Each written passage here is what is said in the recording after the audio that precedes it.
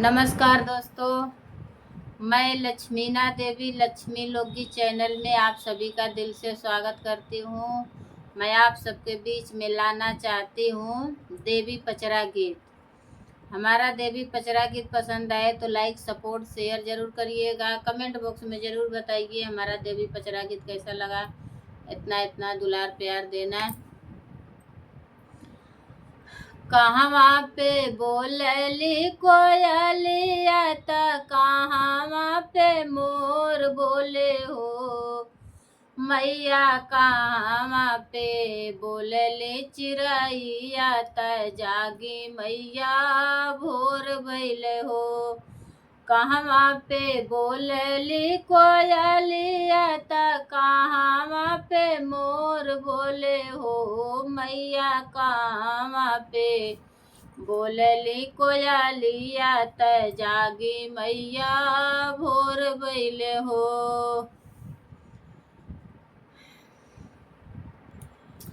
वृंदावन में बोलली कोयलिया त मथुरा में मोर बोले हो मैया। हो मैया निमिया डरिया बोलली चिड़ैया त जागी मैया भोर भइल हो। वृंदावन में बोलली कोयलिया त मथुरा में मोर बोले हो मैया निमिया डरिया बोलली कोयलिया मैया निमिया डरिया बोलली चिड़ैया त जागी मैया भोर भइली हो मैया निमिया डरिया बोलली चिड़ैया त जागी मैया भोर भइल हो। कौने बेला बोलली चिड़ैया त कौने बेला मोर बोले हो मैया। कौने बेला बोलली चिड़ैया त जागी मैया भोर भइल हो मैया। कौन बेला बोलली चिड़ैया त जागी मैया भोर भइल हो।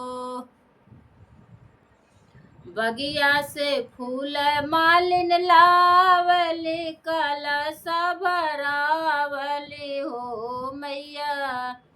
बगिया से फूल मालिन लावली कलश भरावली हो मैया। जगमग हो मैया जगमग दिया न जलावली जागी मैया भोर भइल हो मैया। जगमग दिया न जलावली जागी मैया भोर भइल हो।